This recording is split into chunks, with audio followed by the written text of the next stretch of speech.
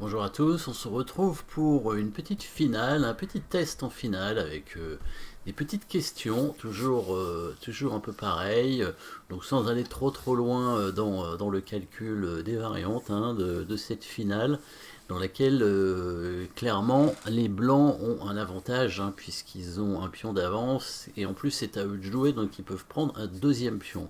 Donc dans cette position, en général en finale, avec deux pions d'avance, on est pratiquement sûr de gagner. Le seul problème ici de la position, c'est la tour blanche qui est bloquée, puisque dès qu'elle bouge, le pion des blancs serait pris par la tour. Par la suite, s'il n'y a plus qu'un pion d'avance, il y a des bonnes chances que ce soit nul, étant donné que tous les pions qui vont rester sont du même côté de l'échiquier. Donc, tour de pion contre tour pion, ce serait normalement une position nulle si les pions sont du même côté de l'échiquier et s'il n'y a pas de pion passé dans les pions, dans le pion en plus. Donc ici, il faut faire attention quand même avec les blancs. Alors il faut savoir que dans cette position, le roi noir a besoin de rester sur l'une de ces deux cases, obligatoirement, la case G7 et la case H7, pour éviter soit un échec de la tour, soit une enfilade quand la tour va jouer. Voilà les choses qu'il faut savoir.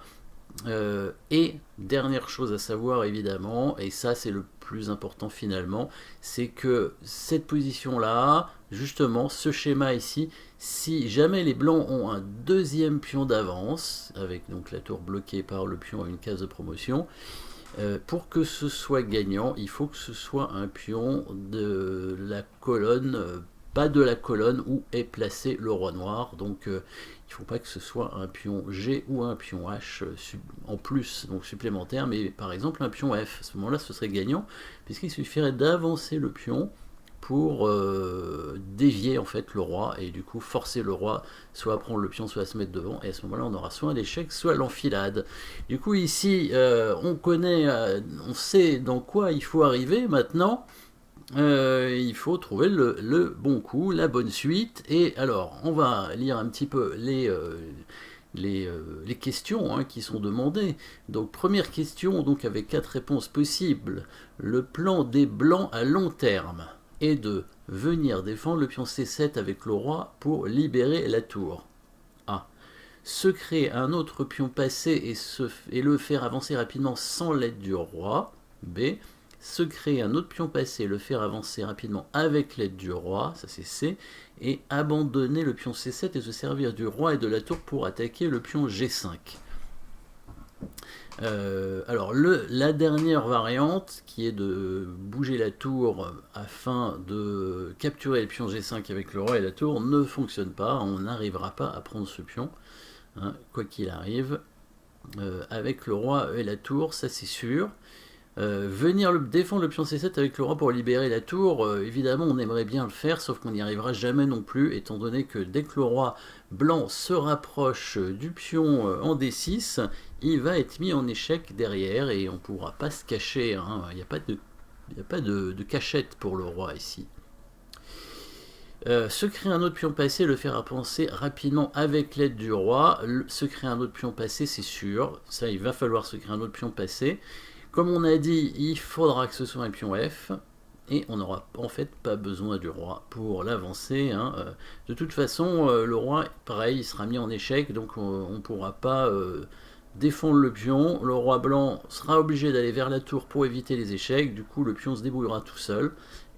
Et si c'est le bon pion, ça va, c'est gagnant. Donc la réponse est bien la réponse B, se créer un autre pion passé et le faire avancer rapidement sans l'aide du roi.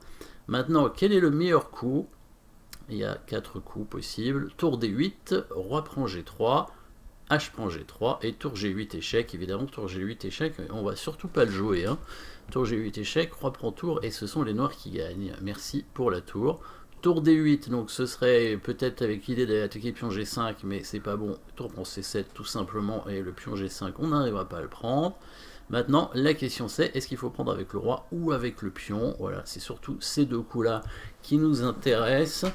Et on remarquera le levier explosif des noirs, puisque le problème c'est si on prend avec le pion, les noirs ont le fameux levier ici qui obligera les blancs à prendre le pion, hein, c'est échec, hein, on va pas laisser le pion en F3, ce serait gratuit, donc il faudrait prendre le pion, et là ce sont des pions G, alors c'est vrai qu'il y a 3 pions d'avance hein, dans cette position, mais bah, ça suffit pas à gagner, parce que les pions vont être rapidement bloqués par le roi hein, dès qu'ils vont avancer. Le roi blanc, alors on va jouer des coups, hein, donc là les noirs ils vont simplement faire des coups de tour, hein, c'est tout, hein, faire des coups d'attente avec la tour. On peut pousser les pions, on peut faire échec s'il veut. Le roi peut aller vers la tour, enfin ça changera rien. De toute façon, le roi peut bouger ici, hop, le pion avance. Le roi noir ne peut pas prendre le pion, sinon il y a échec. Donc il reste ici, mais il n'y a pas de souci, il reste là. Maintenant il va bouger que la tour, hein. C'est tout. Il va rester évidemment derrière le pion. Le roi blanc peut se rapprocher, mais ça ne servira à rien. La tour reste le plus loin possible. Dès que le roi défend le pion, comme on a dit, la tour fait des échecs. Le roi blanc ne peut pas se cacher, hein. Il n'y a aucune cachette ici pour éviter les échecs. La tour noire va toujours continuer à faire échec. Voilà, hop, on continue ici. Donc le roi blanc il va devoir repartir. Il peut aller vers la tour, mais à ce moment-là, bon, la tour va aussi repartir, hein, va remonter, hein, on peut vérifier, mais si le roi va vers la tour, voilà, échec. Voilà. Au bout d'un moment, la tour revient évidemment pour bloquer le pion, et si le roi attaque la tour remonte. Voilà, les blancs qui peuvent venir défendre leur pion avec le roi de ce côté-là, mais ça ne servira à rien non plus, hein. Bon, la tour qui peut s'amuser à bloquer le roi si elle veut. Le roi il peut passer de l'autre côté. Voilà, les blancs font rien ici, hein, rien de spécial. Même si on met le roi là, ça ne sert à rien. En plus, les noirs pourraient éventuellement faire échec derrière et revenir avec la tour. De toute façon, même avec les 3 pions d'avance, on ne peut pas gagner. Et oui, pour gagner, il faut avoir le pion F, hein, obligatoirement. Et donc, le bon premier coup, c'est bien la prise avec le roi pour éviter le levier explosif des noirs. Du coup, le pion blanc va rester sur cette colonne et le plan des blancs va être de créer le pion passé en jouant le coup de pion en H4 hein, de façon à ce que le pion noir serait obligé de prendre, et du coup le pion F devient passé, hein, la tour noire qui ne peut pas bouger évidemment, hein, parce que sinon la tour blanche se décale et le pion va à dame, et donc si le pion prend sur échec, voilà, le roi se décale simplement ici, et par la suite le plan est simple, on pousse le pion, et on continue jusqu'à la fin, et il n'y a pas besoin du roi. Si la tour noire vient clouer le pion, on va simplement bouger le roi, on peut prendre le pion hein, du coup, hop, voilà. Hein, et le pion peut avancer tranquillement après. La tour qui ne peut pas prendre le pion, sinon la tour se décale et on fait dame. Et si les noirs attendent avec le roi, simplement, on pousse le pion comme prévu. Voilà, le pion avance, et encore. Et là, qu'est-ce qui se passe? Dès que le pion arrive ici, si le roi prend, on fait échec, et après on fait dame.